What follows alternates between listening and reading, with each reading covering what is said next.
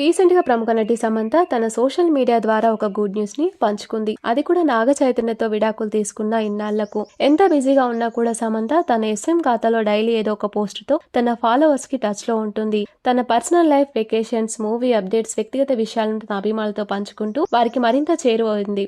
అయితే సమంత తాను ఎక్స్ ఖాతాలో రీఎంట్రీ ఇచ్చినట్లు అందుకు సంబంధించి ఒక పోస్టును ఇన్స్టాలో షేర్ చేసింది. అయితే గతంలో సమంత ఎక్స్ లో కూడా ఎంతో చురుగ్గా ఉంటూ పలు పోస్టులు పెట్టేది.